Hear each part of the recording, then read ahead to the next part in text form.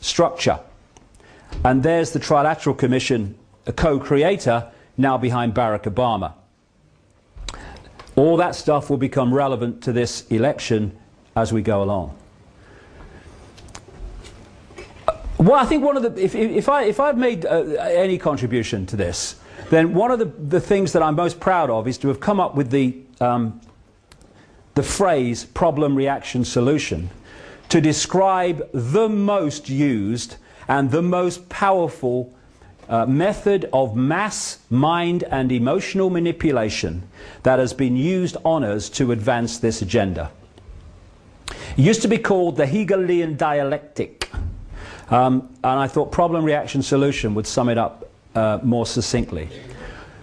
What it means is that you want to change society in a way that if you did it openly and had a meeting and said, right, well, tell the public this is what we're going to do, you know that you would get a massive public reaction against what you want. So you don't do it openly. You play this technique. Stage one, you create a problem.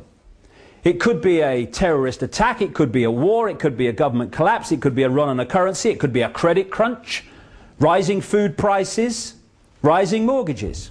Anything that will give you the opportunity to install the solution to that problem that will advance your agenda. Once you've covertly created the problem, you then tell the people through a pathetic mainstream media the version of that problem that you want the public to believe, i.e. Bin Laden orchestrated 9/11, Lee Harvey Oswald killed Kennedy, whatever. If we had a journalistic profession, even just in any way justifying the name, problem, reaction, solution fall down, because the explanation would be investigated, it would be fined to be wanting, it would be reported to the people, this would collapse. Because we don't have a journalistic profession worthy of the name, the problem is created, the cover story of the problem is then reported to the people as official history, uninvestigated, and what they're looking for at stage two is a reaction from the public that says, in effect, something must be done, what are they going to do about it? Fear, outrage, do something. And then those who've covertly created the problem, got the public reaction, do something, then openly, through changes in legislation, offer the solutions to the problems they have themselves covertly created. And what are those solutions? They are changes in society to advance the Orwellian Big Brother state and the centrally controlled global agenda. At the 33rd level of Freemasonry, of the Scottish Rite, that's the highest official level, they have a motto, Ordo ab chaos, order out of chaos. Problem, reaction, solution. You try manipulating harmony, very difficult. You try manipulating chaos, piece of cake. They want chaos.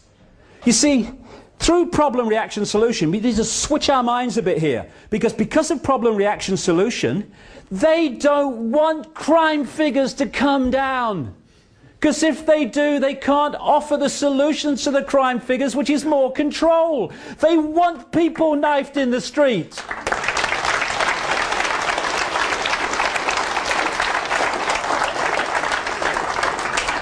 They want problems with food, because then they can offer the solution of genetically modified food, which they're doing, this government now, even though the people have rejected it overwhelmingly. They want the problems. They have to have them or they can't offer the solutions.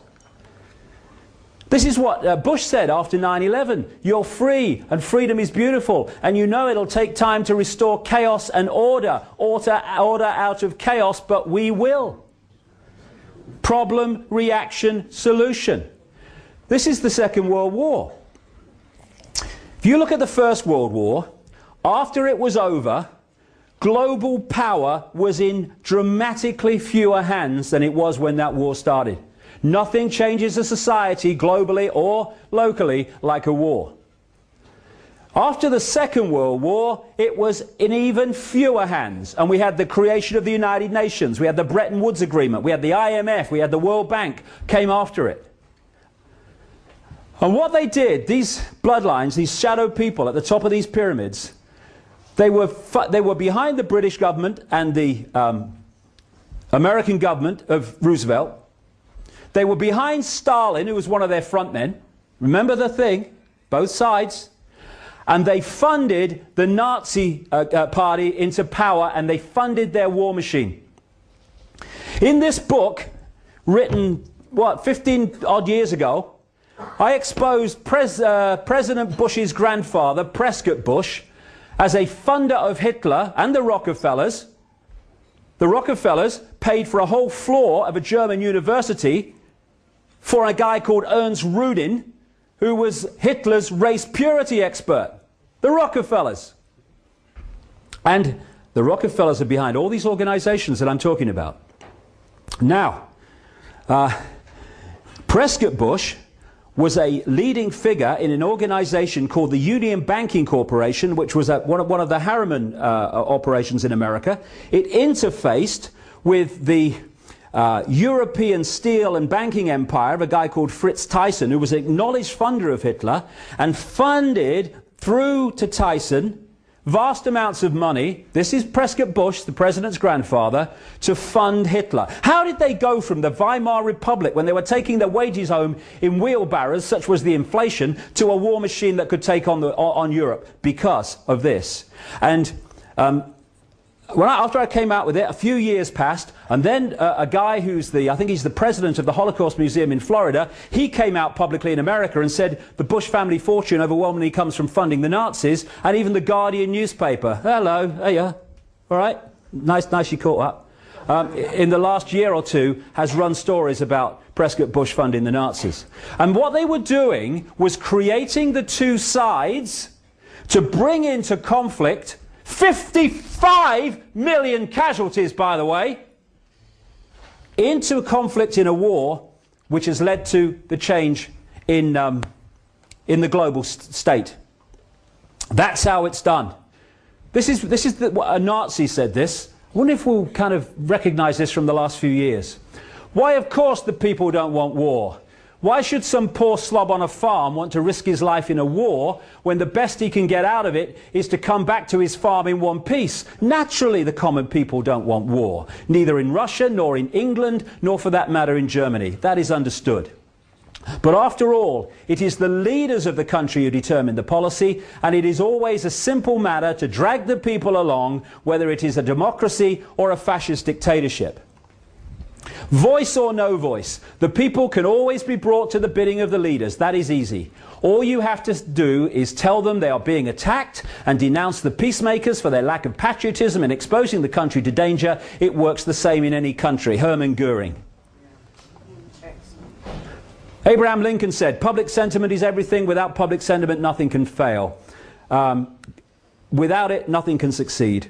He who molds opinion is greater than he who enacts the laws. And he could say, he who molds opinion can then enact any laws he wants. Problem, reaction, solution. This is Hitler justifying the creation, that's a later one. This is him from Mein Kampf. All propaganda must be so popular on such an intellectual level that even the most stupid of those towards whom it is directed will understand it. People can be made to perceive paradise as hell, and the other way round, to consider the most wretched sort of life a paradise. On the basic intellectual level, it's the terrorists, and we've got to protect you from the terrorists, so we've got to take your freedoms away so we can protect your freedom. Oh, that sounds good, I'll vote for him. Oh, this is another version now. No problem reaction solution. You don't need a real problem. You just need the public perception that there's a problem.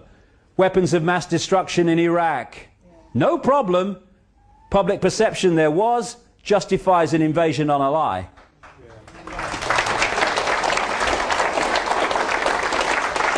I love this one. Invasion checklist. Missiles, tanks, troops, planes, bombs, ships, guns. A reason. Come on. Hey. I'd say let's have a brainstorm, but apparently that's politically incorrect. You have to have a thought shower now. Let's have a thought shower. True.